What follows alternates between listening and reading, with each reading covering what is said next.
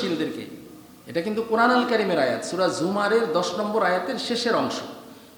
যাক, এজন্য ধৈর্য ধারণ করতে হবে। সম্মানিত হাজরিন, আমরা 2-1 মিনিটের মধ্যে বর্জনীয় 5টা কাজ একটু শুধু বলে ফেলি, তারপরে আমাদের শেষ। বর্জনীয় অনেক কিছু আছে, তার মধ্যে 1 নম্বর কথা দিয়ে আমি সবগুলোর মুখ বন্ধ করে দিলাম, সকল পাপাচার বর্জন করা। তার মানে এর মধ্যে তার কোনো কিছু বাদ নেই। ইসলামে যত গর্হিত কাজ আছে সকল পাপাচার বর্জন করা। 2, এই মিথ্যা বলাটা বর্জন করা। মিথ্যা, একটা মিথ্যা কথাকে ঢাকতে আরো 10টা মিথ্যা কথা বলা লাগে। কথা বুঝতেছেন? মিথ্যা বলা যে কোনো মুহূর্তে বর্জন আমরা করব। আর হাদিস শরীফ তো পেলাম একটু আগে, যেটা বললাম, রোজা রেখে মিথ্যা কথা বললে তার রোজায় কোনো কাজে আসবে না। 3 নম্বর, যেটা আমাদের ভিতরে খুব একটা বেশি, গীবত, শেকায়েত, হিংসা, পরনিন্দা, চকলখড়ি, রোজা রেখে যদি এগুলো করি কাজে আসবে না। বুঝতেছেন অবস্থা? রোজা রেখেও এগুলো চলে, কিন্তু পাইকারি হারে গীবত চলতেছে বর্তমানে। এই সব কিন্তু খুব বন্ধ করতে হবে।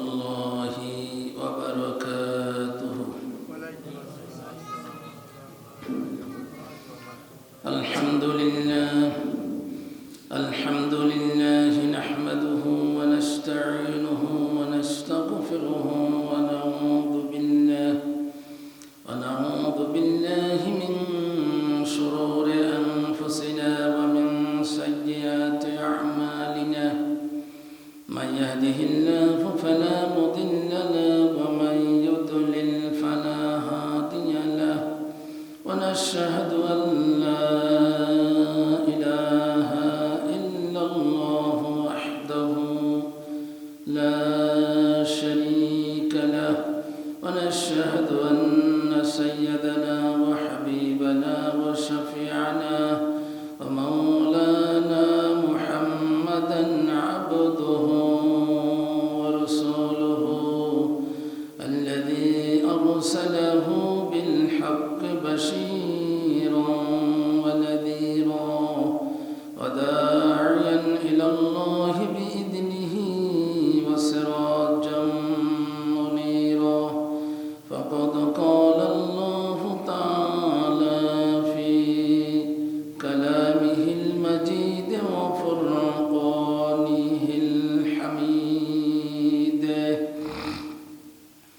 সকলেই পড়ি أعوذ بالله من الشيطان الرجيم بسم الله الرحمن الرحيم إن الله وملائكته يصلون على النبي يا أيها الذين آمنوا صلوا عليه وسلموا تسليما اللهم صل على سيدنا مولانا محمد وعلى آل سيدنا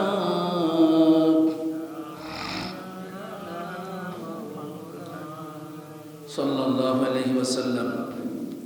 সম্মানিত মুসল্লিয়ানে কেরাম, আমরা আল্লাহ সুবহানাহু ওয়া তাআলার দরবারে অসংখ্য শুকরগুজার করছি যে মনিব আমাদেরকে পবিত্র শাবান চাঁদের আজকের এই 3য় জুমার সালাতের মধ্যে শরীক শামিল হওয়ার তৌফিক দিলেন।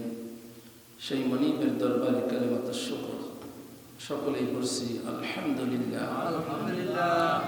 আরো জোরে সরে মহব্বতের সাথে ভক্তি বিনা উজাড় করে দিয়ে পড়ি আলহামদুলিল্লাহ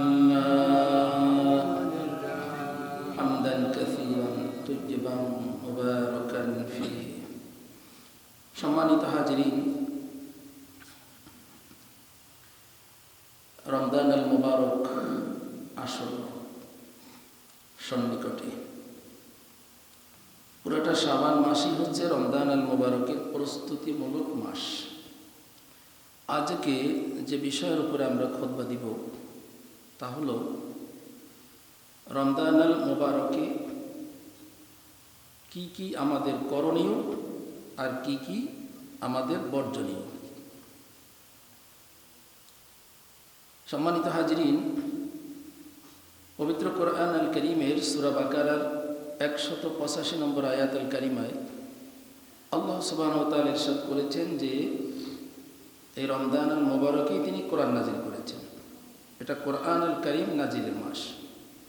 আর কোরআন আল কারীম যেহেতু সমগ্র বিশ্বের মুসলিম উম্মার গাইডলাইন, সমগ্র বিশ্বের মুসলিম উম্মার সংবিধান,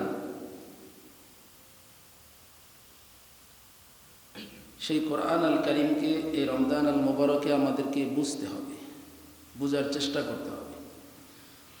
আল্লাহ পাক ইরশাদ করেছেন, শাহরু রমাদানাল্লাযী উনজিলা ফীহিল কুরআনু হুদাল লিন্নাস ওয়া বায়্যিনাতিন মিনাল হুদা ওয়াল ফুরকান ফামান শাহিদা মিনকুমুশ শাহরা ফালিয়াসুমহু। শাহরু রমাদানাল্লাযী উনজিলা ফীহিল কুরআন, রমজান হচ্ছে এমন একটি মাস, উনজিলা ফীহিল কোরআন, যে মাসে আমি আল্লাহ কোরআন আল কারীম আমি নাজিল করেছি। হুদাল লিন্নাস, সমগ্র বিশ্বের মানব গোষ্ঠীকে এই কোরআন হেদায়েতের রাস্তা দেখাই দিবে, পথ দেখাই দিবে, সৎ পথ, সঠিক পথ দেখাই দিবে। ওয়া বায়্যিনাতিন মিনাল হুদা, হেদায়েতের ডকুমেন্ট, হেদায়েতের প্রমাণ এবং সত্য মিথ্যার মধ্যে ডিবেটকারী, সত্য মিথ্যার মধ্যে পার্থক্যকারী হচ্ছে এই কোরআন আল কারীম। সাদাকাল্লাহুল আযীম। সম্মানিত হাজিরিন, নবীজি সাল্লাল্লাহু আলাইহি সাল্লাম ইরশাদ করেছেন যে রগিমা আনফু রাজুলিন দাখালা আলাইহি রমাদানু সুম্মা আনসালাখা ইলা আন ইয়াগফিরা লাহু ক্বাবলা আন ইয়াগফিরা লাহু।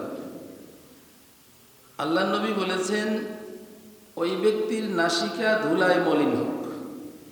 নাসিকা ধুলায় মলিন হওয়া মানে অপমানিত হওয়া, সে অপমানিত হোক। অন্য হাদিসে আসছে সে ধ্বংস হোক। রাসূলুল্লাহ সাল্লাল্লাহু আলাইহি ওয়াসাল্লাম মিম্বরে বসা ছিলেন, আমিন আমিন বললেন, জিবরাইল আমিন, সেটা তো জানেন, ধ্বংস হোক এ কথাও আসছে। কোন ব্যক্তির? দাখলা আলাইহে রমাদান, যে ব্যক্তির কাছে রমজান আল মুবারক আসলো, সে রমজান আল মুবারক পেল, সুম্মা আনসালাখা ক্বাবলা আইয়াগফিরা লাহু, এবং রমজান তার থেকে চলে গেল। রমজান সে পেল, রমজান আসলো, আবার রমজান তার থেকে চলে গেল। আইয়াগফিরা লাহু ক্বাবলা, ক্বাবলা মানে হলো পূর্বে, কিন্তু রমজান চলে যাওয়ার পূর্বে সে তার গুনাহকে মাফ করাইতে পারল না, তার নাসিকা ধুলায় মলিন হোক, অফিরাওয়াইতে উখরা, সে ধ্বংস হোক। সেই রমজান আল মুবারক আমাদের সামনে আসছে। আজকে যে বিষয়ে আমরা কথা বলবো, একটু আগে বলেছি, যেই বিষয়ে আমাদের করণীয়, যেই জিনিসগুলো আমরা বেশি বেশি করে করব আর যেই জিনিসগুলো আমরা করব না, আমরা চলে যাচ্ছি আমাদের আলোচনাতে। এখানে 27টি কাজ, আমল আমরা বেশি বেশি করে করব, আর 5টা আমল বিশেষত আমরা এগুলো বর্জন করব। আরও অনেক বর্জনীয় আছে, কিন্তু সময় আমাদের স্বল্পতা আছে, আমরা যতটুকু সম্ভব আমরা আলোচনা করছি। 1 নম্বর হচ্ছে রমজান মাস আসার আগে, শাবান চাঁদের যেদিন শেষ তারিখ বা 29শে শাবান, ওই সময় মাগরিবের সালাতের আগেই রমজান আল মুবারকের চাঁদ দেখার জন্য প্রাণপণ চেষ্টা করে। সুবহানাল্লাহ। এখন এই ওয়াজ কি রমজানের মধ্যে করলে আপনি আর চাঁদ দেখতে পারবেন? রমজান আল মুবারক আসার আগেই, শাবানের একদম শেষ মুহূর্তে, যেমন 29 তারিখও হতে পারে, 30 তারিখও হতে পারে, তা আমাদেরকে 29 তারিখেই মাগরিবের আগেই আমাদেরকে চাঁদ দেখার জন্য চেষ্টা করতে হবে। হাদিস শরীফের আলোকে এই চাঁদ দেখে, নতুন চাঁদ দেখে আল্লাহ রাসূল সাল্লাল্লাহু আলাইহি ওয়াসাল্লাম একটা দোয়া পড়তেন, সাহাবায়ে কেরাম পড়তেন। ওই দোয়াটাও আমরা এখন বলছি, এই দোয়াটাও আমরা শিখে নেব। বিভিন্ন কিতাবাদি বই পুস্তকের মধ্যে আছে, যদি সেদিকেও না পান ইন্টারনেটে চার্জ দিলেও যে নতুন চাঁদ দেখে পড়ার দোয়া, চার্জ দিবেন ইন্টারনেটে চলে আসবে। দোয়াটা পড়ছি, আল্লাহুম্মা আহিল্লাহু আলাইনা বিল আমনি ওয়াল ঈমানি ওয়াস সালামাতি ওয়াল ইসলামি ওয়াত তাওফীকি লিমা তুহিব্বু ওয়া তারদা রব্বুনা ওয়া রব্বুকাল্লাহ। অর্থ হচ্ছে, হে আল্লাহ, ইয়া আল্লাহ, আহিল্লাহু আলাইনা, এই যে নতুন চাঁদ, বিল আমনি, এই নতুন চাঁদের মধ্যে আমাদেরকে নিরাপদে রাখিয়ে, সুবহানাল্লাহ বলেন, অল ঈমানি, আমাদেরকে ঈমানের সাথে রাখিয়েন, আমরা যাতে বেঈমান না হই, ঈমানের সাথে রাখিয়েন, ও সালামাতি, আমাদেরকে নিরাপত্তার সাথে রাখিয়েন। সালামত বা আমানত মানে নিরাপত্তার সাথে রাখিয়েন, আপনার নিরাপদের চাদরে আমাদেরকে ঢেকে রাখিয়েন। অল ইসলামী, আমাদেরকে শান্তিতে রাখিয়েন। আত-তাওফীকি লিমা তুহিব্বু ওয়া তারদা, আল্লাহ পাক যেই সব আমল করলে আপনি খুশি হন, যেই সব আমল, যেই সব কাজ আপনার পছন্দ, ওই কাজগুলো, ওই আমলগুলো আমাদেরকে দিয়ে বেশি বেশি করার তৌফিক দিয়েন, সুবহানাল্লাহ। এরপরে রব্বানা ওয়া রব্বুকাল্লাহ, চাঁদকে বলতেছে, হে চাঁদ, রব্বুনা ওয়া রব্বুকাল্লাহ, আল্লাহ পাক আমাদের প্রভু এবং তোমারও প্রভু, সুবহানাল্লাহ। তার মানে আবার এটা না যে চাঁদ তোমার কাছে আমি এই সব জিনিস চাচ্ছি, কথা কি বুঝতেছেন? চাঁদের কাছে যদি চায় তাহলে শিরক হবে না? ইসলাম কত বড় সায়েন্টিফিক ধর্ম। রব্বুনা ও রব্বুকাল্লাহ, এগুলো না বললেও তো হতো, অর্থ তো সব আগে হয়ে গেছে না? হে চাঁদ, আমাদেরও যিনি প্রতিপালক আল্লাহ, রব্বুকাল্লাহ, তুমি চাঁদেরও মালিক সে আল্লাহ। তার মানে আমি এগুলো তোমার কাছে চাচ্ছি না, আমি আমার আল্লাহর কাছে যাচ্ছি, সুবহানাল্লাহ। এই দোয়াটি আমরা মুখস্থ করবো ইনশাআল্লাহ। এই দোয়াটি আমরা পড়ব, পারবেন তো সবাই? পারবেন। 1 নম্বর গেল। 2 নম্বর হলো তাকওয়ার মাপদণ্ডে, মাপকাঠিতে সমস্ত নেক আমল করা। তাকওয়া তো বুঝি আল্লাহর ভয়, তাকওয়া মানে কি? আল্লাহর ভয়। 27টা বিষয় আমরা এখানে নোট নিয়ে এসেছি করণীয়। 27টা বিষয়ের এক একটা বিষয়ের উপরে 5 মিনিট করে কথা বললেও কতগুলা মিনিট লাগে দেখেন। ওই মিনিট কি আমাদের হাতে আছে? আমাদের হাতে সময় আছে ধরেন 20 মিনিট, 20 মিনিটও নাই। তো এর জন্য আমরা শুধু পয়েন্টগুলো বলে যাচ্ছি। তাকওয়ার মানদণ্ডে সব নেক আমল করা, কারণ যেই নেক আমল করব সবগুলো তাকওয়া আল্লাহর ভয়ে হবে, রিয়া যাতে না হয়। 2, 3 নম্বর হলো রমজান আল মোবারকের এই পুরাটা মাস আমরা সিয়াম সাধনা করব। অসুস্থতা বা যে সমস্ত কারণে ফরজ রোজা ছেড়ে দেওয়া যায়, আল্লাহ পাকের বিধান আছে, ওই সব কারণ ছাড়া যাতে আমাদের একটি রোজাও যাতে আমরা নষ্ট না করি, সিয়াম পালন করব। 4 নম্বর হলো 5 ওয়াক্ত ফরজ সালাত জামাতের সাথে আদায় করব। যেখানেই আমি যাই, যেখানে যাই, হাটে বাজারে অফিস আদালত যেখানেই, বাংলাদেশ মসজিদের শহর, ঘন ঘন মসজিদ আছে না, আপনার যেখানে সুযোগ হয়েছে ওই মসজিদেই ঢুকে যাবেন, ওখানেই জামাতের সাথে সালাতটা পড়ে নেবেন। 5 নাম্বার হলো সাহারি বিলম্বে খাওয়া। বিলম্ব মানে যেই সময়ে সাহারির শেষ সময়ে, ওই শেষের দিকে খাবো, মানে শেষ সময়ের আগেই শেষ করো। এখানে একটা আমাদের দেশে প্রচলিত একটা ভুল আছে, যেটা একটু সংশোধন করি। আমরা বলি সেহেরি খাই, সেহেরি শব্দের অর্থ হলে জাদু, হবে সাহারি। সাহারি আমরা অধিকাংশ মানুষ বলি যে সেহেরির শেষ সময়। সেহের শব্দের অর্থ, সেহের থেকে সেহেরি, সেহেরি শব্দের অর্থ হলো জাদু। জাদুটোনা আছে না, দেখছেন কোথায় গেল? ম্যাজিক, ম্যাজিক, জাদু, ম্যাজিশিয়ান। তাহলে আমরা কি বলবো? সাহারি, সাহারি। তাহলে সাহারি বিলম্বে খাওয়া, বিলম্বে খাওয়া। এবং সাহারির মধ্যে আমরা খেজুর খাবো এবং ইফতারের মধ্যে আমরা খেজুর খাওয়ার চেষ্টা করব ইনশা আল্লাহ। এটা যার যার ডায়াবেটিকের পেশেন্ট বর্তমানে অনেক বেশি, আপনার ডায়াবেটিকের অবস্থা কি আপনি তো সেটা বোঝেন, সেদিকে লক্ষ্য করে আপনি খাবেন। তবে আমার সাজেশন হচ্ছে খেজুরে যদি ধরেন কিছু সুগার আপনার ডায়াবেটিক থাকলেও বাড়ে, আপনি যেহেতু এখানে খেজুর 2-3টা খেজুর খেলে আপনার যে পরিমাণ উপকার আসবে এবং লিকুইড কিছু সুগারও যদি বাড়ে, ওই পরিমাণের শর্করা খাবার আপনি প্রয়োজনে একটু কম খেলেন, ভাত যেটুকু খেলেন তার চাইতে 2 মুঠ কম দিলেন, তাই না?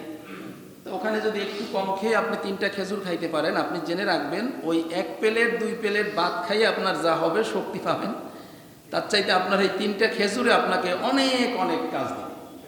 ম্যাগনেসিয়াম, পটাশিয়াম, আয়রন, এটা সেটা যা যা দরকার আপনি পাবেন, এটা খাবো। আর যদি গর্ভবতী মায়েরা হয়ে থাকে, রোজা রাখে, তার জন্য তো একদম সে সেহরি এবং ইফতারে খেজুর খেলে তার অনেক উপকারে আসবে। 6 নম্বর, সাহারির সময়কে কাজে লাগানো। সাহারির সময়কে কাজে লাগানো মানে আমি সাহারি খেতে উঠলাম, এই সময় আমি কিছু কোরআন তেলাওয়াত করব এবং কোরআন আল কারীমের কিছু তেলাওয়াত করে ওগুলোকে কিছু অর্থ বোঝার চেষ্টা করব, কিছু তাহাজ্জুদের সালাত আদায় করলাম। কারণ ওই সময় তো আর আমরা ওঠার আমাদের অভ্যাস নাই, অনেকে ওঠা হয়ও না। আপনাকে এখানে যেহেতু রোজা রাখবেন, প্রতি রাতেই ওঠা হচ্ছে, আপনি 2-4 রাকাত হলেও তাহাজ্জুদের সালাত আদায় করবেন। 7 নম্বর হচ্ছে তাহাজ্জুদ পড়া ও দোয়া করা। এটা তো আমাদের 6 কথার মধ্যেই চলে আসছে, তাহাজ্জুদের সালাত ওখানে পড়ব এবং বেশি বেশি করে দোয়া করব। টার্গেট যে রমজান আল মোবারকে যাতে এক রাতেও আমার থেকে তাহাজ্জুদ ছুটে না যায়। পারবেন তো? ইনশাআল্লাহ, ইনশাআল্লাহ। আল্লাহ তুমি তৌফিক দাও, আমিন। আমরা যদি একটু মজবুত করি, এই প্রত্যেকটা রাত্রি আমরা তাহাজ্জুদ করতে পারব। একটু সময় নিয়ে উঠবেন। কিছু ভাইরা আছে এমন টাইমে উঠে একদম ওই ফেসবুক আর মোবাইল রাত্রে টেপতে টেপতে উঠে যে ঘুমায় দেরি করে, পরে যে উনি সেহরি খায়, মানে বোঝেন তো সময় থাকে না, ওরকম না, একটু সময় নিয়ে উঠবেন। 8 নম্বর হলো ইফতার সময় হলে দেরি না করে তাড়াতাড়ি করা। তাজিলুল ইফতার, বুখারীর বর্ণনায় আসছে, ইফতারকে তাখির না করে, দেরি না করে তাড়াতাড়ি করা। মানে ইফতারের সময় হয়ে গেল তো দেরি করবেন না। আজান ইফতারের জন্য শর্ত না।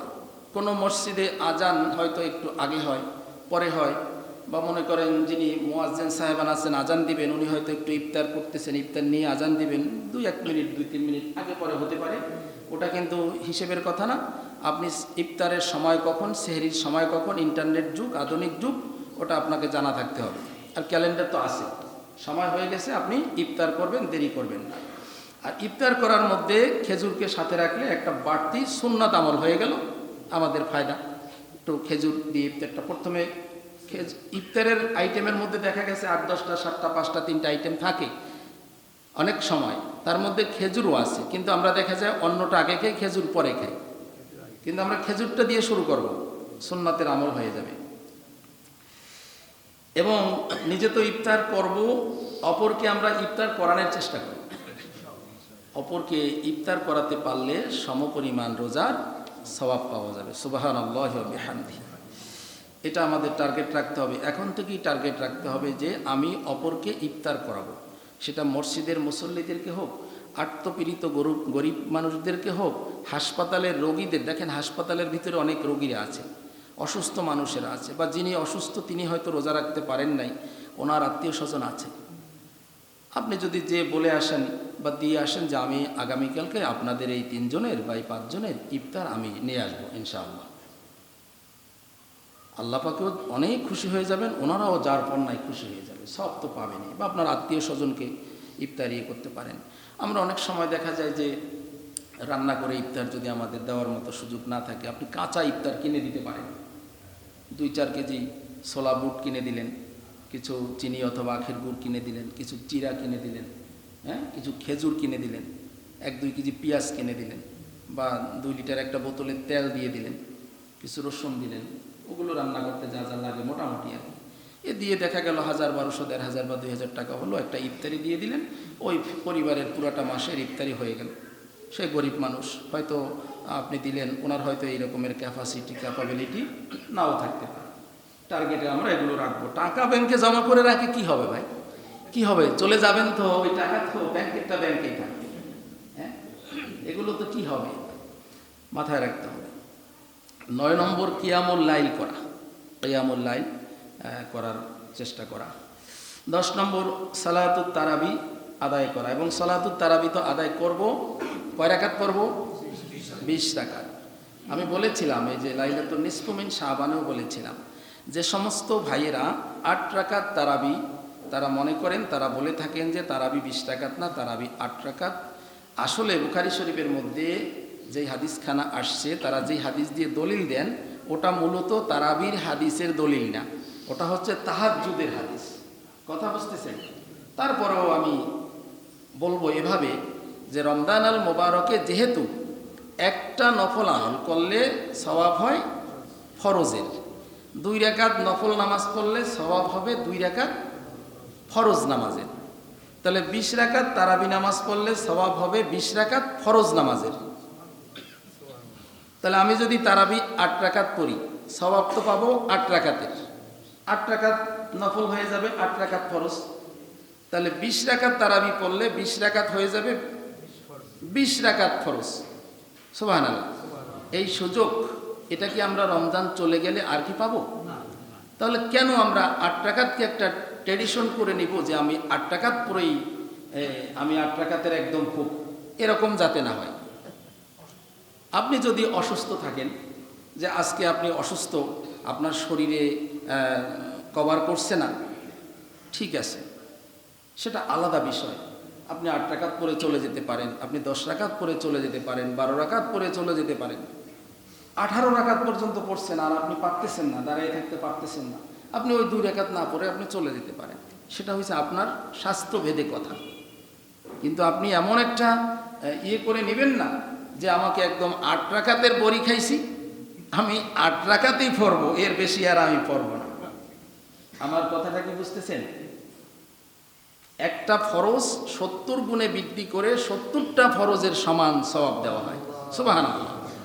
আর একটা নফলকে ফরজের মর্যাদা দেওয়া হয়, ফরজে পরিণত করা হয়। সুবহানাল্লাহ। এমনকি যে ইফতার, এই সেহরির সময় যে তাহাজ্জুদ পড়বেন, ওটাও কিন্তু সেই ফরজের সমান সওয়াব পাবেন। যাক, তাহলে আমরা সালাতুত তারাবি 10 নম্বর। 11 নম্বরে আমরা সহি কোরআন শিক্ষা করা। যারা কোরআন আল কারীম পড়তে পারি, জানি, তারা তো পড়বই, বেশি বেশি তেলাওয়াত করব।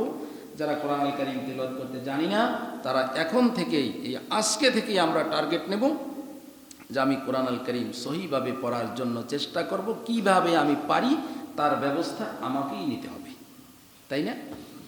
আপনার মেডিকেল, প্যাথোলজি, ক্লিনিক্যাল পরীক্ষা, ডায়াগনোসিসের মধ্যে যদি, ডায়াগনস্টিক পরীক্ষার মধ্যে যদি দেখেন যে একটা রিপোর্ট খারাপ আসছে, আপনি কি ওই খারাপ আসছে রিপোর্টটা ধরে কিন্তু বসে থাকবেন না। এই ল্যাবে করলাম, এটা খারাপ আসছে, তা আমি ওই ল্যাবে করে দেখি এটা রিপোর্ট কেমন আসে। ওখানে যদি দেখেন যে না, ওখানেও কিন্তু খারাপ, তখনও ক্ষান্ত না, আপনি আর একটা ল্যাবে করবেন, কয়েকটা ল্যাবে আপনি চেষ্টা করেন, যাচাই করেন, তাই না? তাহলে আপনি কোরআন আল কারীম পড়তে পারেন না, আপনি কেমনে শিখতে পারবেন, এটা আপনাকেই সিদ্ধান্ত নিতে হবে। আর বাংলাদেশে কোরআন শিখতে না পারলে আপনি কোথায় শিখতে পারবেন? আপনার ডানে বামে হুজুর আর মৌলভী সাহেব, হাফেজ সাহেব ভরা। বাংলাদেশের যেদিকে যাবেন, অলি গলি, আলেম ওলামা, হুজুর, মসজিদ, ওয়াজ নসিহত ভরা। আলহামদুলিল্লাহ বলেন। আলহামদুলিল্লাহ।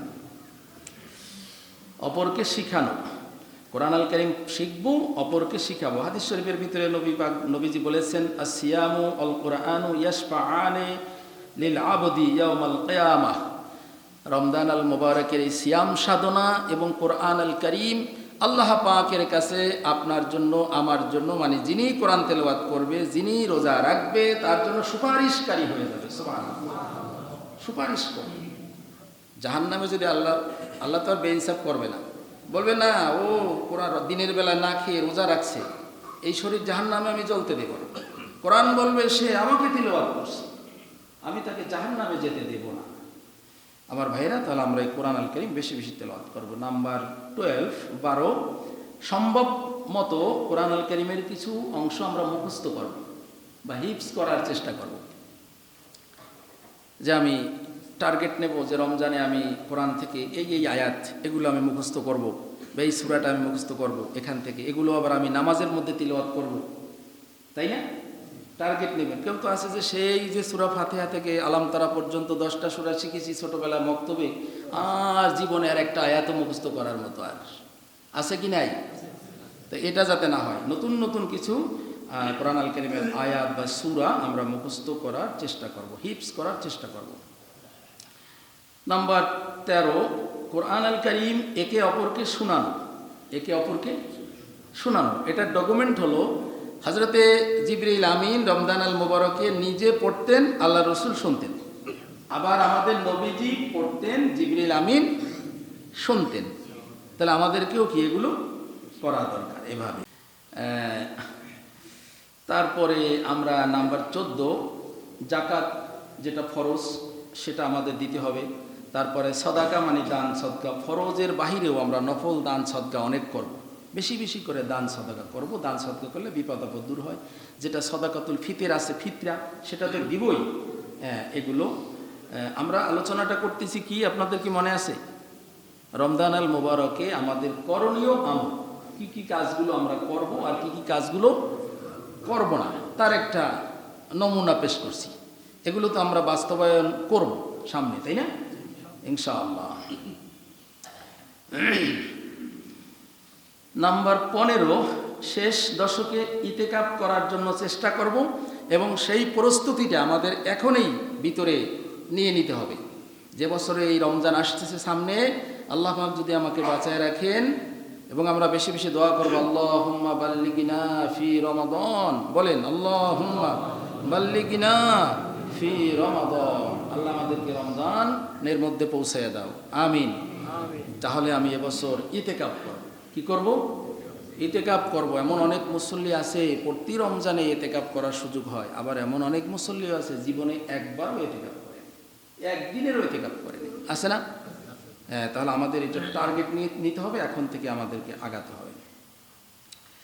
16 নম্বর, যদি সম্ভব হয় তাহলে আমরা ওমরা করা রমজানে, এটা যারা বিত্তবান, যাদের টাকা পয়সা আছে, যদি সম্ভব হয় ওমরা পালন করা।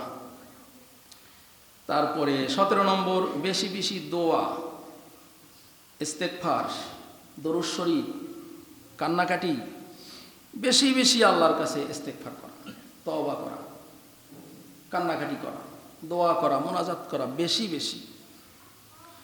হাদিস শরীফের মধ্যে আসছে যে আল্লাহ রসুল সাল্লাল্লাহু আলাইহি সাল্লাম আর একখানা হাদিস,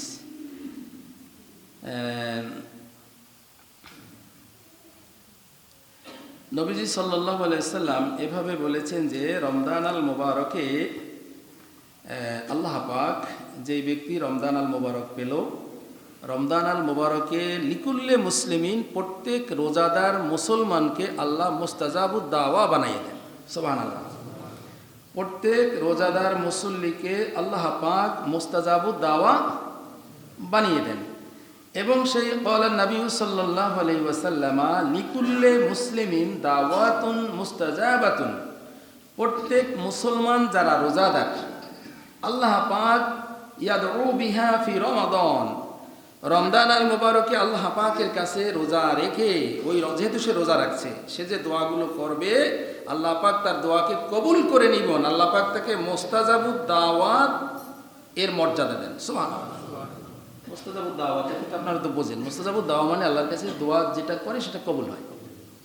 এটা এই রমজান আল মুবারকের জন্য একটা সুবর্ণ সুযোগ, কারণ আল্লাহ পাক এই দোয়াটা ফেরত দিতে পারেন না, আল্লাহর কাছে লজ্জাবোধ হয়। বুঝতেছেন যে আমার বান্দাটা আমাকে খুশি করার জন্য সিয়াম সাধনা করেছে, তবে সেই সিয়ামটা সেরকম হতে হবে। সেই সিয়ামটা কীরকম হতে হবে সেটাও আসছে যে কি, মাল্লাম ইয়াদা কওলা জুরি ও আমালা বিহি, যে ব্যক্তি কি করলো না, মিথ্যা কথা বলা পরিত্যাগ করলো না, অন্যায় আচরণ ছাড়লো না, ফালাইসা লিল্লাহি হাজাতা আইয়াদা তাআমাহু ওয়া শারাবাহু, তার খানা পানি ত্যাগ করে না খেয়ে থেকে রোজা রাখার মধ্যে কোনো ফায়দা নাই, কোনো ফায়দা নেই। ফায়দা আছে একটু, সে হয়তো না খেয়ে থাকলে তার শরীরের ওই মেদ ভুঁড়ি চর্বি যেটা একটু কমার, ওটা ওখান থেকে যেটা হওয়ার হবে, এছাড়া সে আর কি ন্যাক আমলের দিক থেকে কোনো ফায়দা হাদিস কোথার? হাদিস বুখারী শরীফে আসছে, মুসলিম শরীফের মধ্যেও আসছে, খুব মজবুত হাদিস। তাহলে আমরা বেশি বেশি দোয়া কান্নাকাটি, বিশেষ করে তাহাজ্জুদের সময়, সেহরি খেতে উঠবো, ওই সময় তাহাজ্জুদ করে আল্লাহর কাছে বেশি বেশি কান্নাকাটি করব, বেশি বেশি ইস্তেগফার তওবা করব। 19 নম্বর একটা, যেটা আমাদের মধ্যে আমলটা খুব কম, মিসওয়াক করা। মিসওয়াক করা।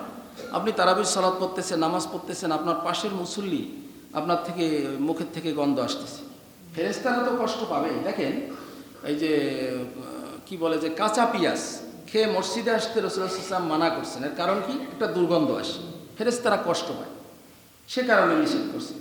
তো এখন যদি মুখের থেকে গন্ধ আসে, পাশের মুসল্লি দীর্ঘ লম্বা নামাজ, ফেরেশতারা তো, মুসল্লি তো কষ্ট পায়, ফেরেশতারাও কষ্ট পায়, তাই না?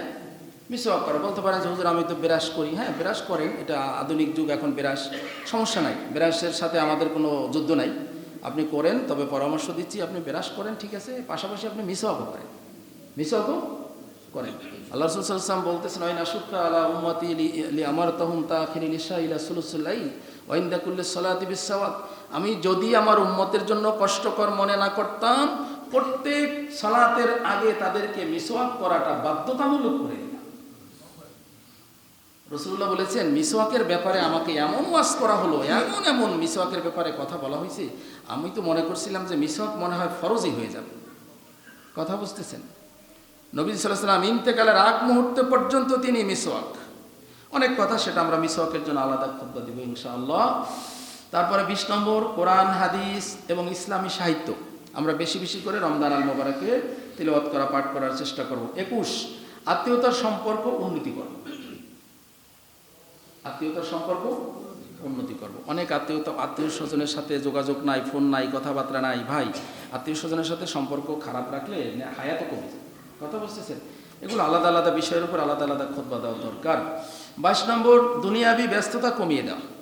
একটা মাস এবাদতের ভরা মৌসুম, এবাদতের বসন্তকাল, আপনি 11 মাসের মতো যদি এই মাসেও খালি ব্যস্ত ব্যস্ত, হুজুর ভাই মসজিদে ভাই সময় নাই, এখানে আসেন, একটু বসেন, একটু তালিম হচ্ছে বসেন, একটু দিন ধর্মের আলোচনা হচ্ছে বসেন, সময় নেই, ওনার সময় নেই, উনি যেদিকে দৌড়াচ্ছে যাচ্ছে, ওখানে যে পৌঁছতে পারবে কিনা, সেই সময় আছে কিনা সেটার খবর নেই। এরকম যাতে না হয়, গাফেল যাতে না হয়।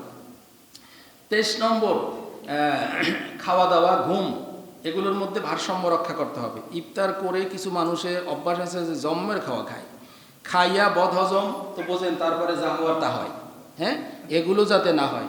আর ভাজা পোড়া এই সেই এগুলোর দিকে বেশি করবেন না। ইফতার করে একটু ঠান্ডা জাতীয় এগুলো খাইলে, সবজি টুবি যা আছে খাওয়া ভালো। রুটিন করে 24, রুটিন করে সময়টাকে কাজে লাগাবো। 24 ঘন্টা সময় আমি কেমনে কেমনে কাজে লাগাবো, আমার অফিস ওয়ার্ক যেটা আছে এই টাইম, তার বাকি সময়টা আমি কেমনে কিভাবে কাজে লাগাবো, রুটিন মাফিক কাজে লাগাবো। আমার থেকে 5টা মিনিটও যাতে অহেতুক অপচয় যাতে না হয়। তারপরে 25, শবে কদর তালাশ করা, শেষের 10 দিনের মধ্যে বেশি বেশি দাওয়াতি কাজ করা, মানুষকে দাওয়াত দিব। 26, 27 নম্বর, যেটা আমরা একদম লাস্ট ওয়ান বলছি, বেশি বেশি সবর করা। বেশি বেশি করে কি করব? সবর করব।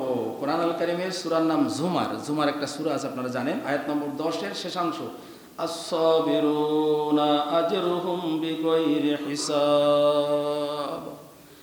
আল্লাহ পাক বলতেছেন, যারা ধৈর্যশীল তাদেরকে আমি আজরুহুম, আজর মানে হলো মজুরি, পারিশ্রমিক, পুরস্কার। ধৈর্যশীলদেরকে আমি প্রতিদান দেব, পুরস্কার দিব, বিগাইরি হিসাব, হিসাব ছাড়া তাদেরকে আমি পুরস্কার দেব। সুবহানাল্লাহ। কাদেরকে? ধৈর্যশীলদেরকে। এটা কিন্তু কোরআন আল কারীমের আয়াত, সূরা জুমারের 10 নম্বর আয়াতের শেষের অংশ। যাক, এজন্য ধৈর্য ধারণ করতে হবে। সম্মানিত হাজরিন, আমরা 2-1 মিনিটের মধ্যে বর্জনীয় 5টা কাজ একটু শুধু বলে ফেলি, তারপরে আমাদের শেষ। বর্জনীয় অনেক কিছু আছে, তার মধ্যে 1 নম্বর কথা দিয়ে আমি সবগুলোর মুখ বন্ধ করে দিলাম, সকল পাপাচার বর্জন করা। তার মানে এর মধ্যে তার কোনো কিছু বাদ নেই। ইসলামে যত গর্হিত কাজ আছে সকল পাপাচার বর্জন করা। 2, এই মিথ্যা বলাটা বর্জন করা। মিথ্যা, একটা মিথ্যা কথাকে ঢাকতে আরো 10টা মিথ্যা কথা বলা লাগে। কথা বুঝতেছেন? মিথ্যা বলা যে কোনো মুহূর্তে বর্জন আমরা করব। আর হাদিস শরীফ তো পেলাম একটু আগে, যেটা বললাম, রোজা রেখে মিথ্যা কথা বললে তার রোজায় কোনো কাজে আসবে না। 3 নম্বর, যেটা আমাদের ভিতরে খুব একটা বেশি, গীবত, শিকায়েত, হিংসা, পরনিন্দা, চকলখড়ি, রোজা রেখে যদি এগুলো করি কাজে আসবে না। বুঝতেছেন অবস্থা? রোজা রেখেও এগুলো চলে, কিন্তু পাইকারি হারে গীবত চলতেছে বর্তমানে। এই সব কিন্তু খুব বন্ধ করতে হবে। আপনারা জানেন, আপনাদের খেদমতে হাদিস আরও এই ব্যাপারে বলেছিলাম, বুখারী শরীফের হাদিস। এই হাদিসটা হযরতে আবি উমামা রাদিয়াল্লাহু তাআলা قال قال رسول الله صلى الله عليه وسلم إن رجل يؤتى كتابه منثورا فيقول يا ربي فأين حسنات كذا وكذا। হাসরের ময়দানে যখন আমলনামাটা দেওয়া হবে, আমলনামা পেয়ে সে বলবে, ইয়া রব্বি, হে আমার প্রতিপালক, এই যে আইনা হাসানাতি কাজা কাজা, আমার অমোক আমল তো ছিল, এই কাজটা তো আমি করেছিলাম, এটা তো আমার এই আমলনামার মধ্যে নাই। আমি তো এই কামল করেছিলাম, এটা তো না, এটা মনে হয় আসলে আমলনামা আমার না, এটা মনে হয় ভুলে ঠুলে আমার কাছে চলে আসছে। তখন আল্লাহ পাক জবাব দিবেন, হ্যাঁ এটাই তোমার আমলনামা, তবে তুমি মানুষের গীবত কর্তা, শিকায়েত কর্তা, যে কারণে তুমি ওই নেক আমল করেছিলে, তোমাকে পুরস্কারও দেওয়া হয়েছিল, মজুরি দেওয়া হয়েছিল, অটো ট্রান্সফার হয়ে যার গীবত করেছো তার আমলনামায় চলে গেছে। কথা বুঝতেছেন? আর এই যুগে অটো ট্রান্সফার বোঝানোর দরকার নেই। মোবাইল এখান থেকে মারলে অটো ট্রান্সফার হয়ে আমেরিকায় চলে যায়, যায় না? বিশ্বের আরেক প্রান্তে চলে যায়। তো ওটা যদি যেতে পারে, নেকামল তো যেতেই পারবে না? এগুলো করবো না, এত কষ্ট করে নেকামল করে আরেকজনের আমলনামায় পাঠাই দিলাম, কি এগুলো করা যাবে না ভাই। 4 নম্বর, হারাম জাতীয় জিনিসগুলো সর্বদাই বর্জন করতে হবে। যেমন তামাক জাতীয় জিনিস হারাম, খারাপ। ওই মাকরুয়ে তাহারিমি, হুজুর বিড়ি সিগারেট তামাক জর্দা এগুলো তো এখন মাকরুয়ে তাহারিমি না, এটা বর্তমানে এর ক্ষতিকর প্রভাব এমন, যে কারণে এটাকে হারাম বলে ওলামায়ে কেরাম একমত। কথা বুঝতেছেন? রমজান মাস, এই বিড়ি সিগারেট তামাক জর্দা গুল, এটা শুধু রমজান মাস না, এটা সব সময়ের জন্য বর্জনীয়। এই যে খারাপ জিনিসগুলো বর্জন, এটা শুধু রমজানের 1 মাসের জন্য, সব সময়ের জন্য বর্জনীয়। আর রমজান মাসে আপনি বিড়ি সিগারেটে যারা অভ্যস্তি ধূমপায়ী, এরা যেহেতু রোজার দিনে খাইতে পারেন না, আপনি যদি নিয়ত করেন একটু মজবুত হন, আল্লাহ আপনাকে রমজানের পরেও কি সুযোগ দিবে, আপনার আর বিড়ি সিগারেট তামাক জর্দা গুল খাওয়া লাগবে না। বুঝতেছেন? এর ভয়াবহতা তো অনেক খারাপ। 5 নম্বর, লাস্ট ওয়ান, খারাপ জিনিস, অশ্লীল ছবি, নাটক, বিশেষ করে ইউটিউব, ফেসবুক ইত্যাদি ইত্যাদির মধ্যে রোজাও রেখে সময় কাটে না হুজুর, এইগুলা মারে সময়। এগুলা যতক্ষণ ব্যাটারিতে চার্জ থাকে, বন্ধ না হওয়া পর্যন্ত মারতে থাকে। কথা বুঝতেছেন? হ্যাঁ, এমন একটা অবস্থা হয়ে গেছে, এখন ঘরের বিড়ালেও ফেসবুক টিপতে যায়। ও দেখে যে কি অবস্থা, ও এরকম মারে, তো বিড়ালেও মারে মোবাইলের উপর। বুঝতেছেন অবস্থা? হ্যাঁ, বাচ্চারাও মারে, ছোট ছোট বাচ্চারা কেমনে কি করতে সব জেনে ফেলছে। ভাই, আমরা এগুলো করবো না। আমাদের সময়ের স্বল্পতার কারণে অনেক কিছু আমাদের আলোচনা থাকলেও পারলাম না। তো কি আলোচনা করলাম একটু মনে বুঝতেছেন তো? রমজানের 27টা জিনিস করণীয় বলছি, তাই না? আর বিশেষত 5টা জিনিসকে বর্জনীয় বলছি। এগুলোকে আল্লাহ পাক আমাদের আমল করা তৌফিক দান করুন। আমা তৌফিকি ইল্লা বিল্লাহ। আসসালামু আলাইকুম ওয়া রাহমাতুল্লাহি ওয়া বারাকাতুহু। ছোট ছোট সূরা দিয়ে আমরা সুন্নাত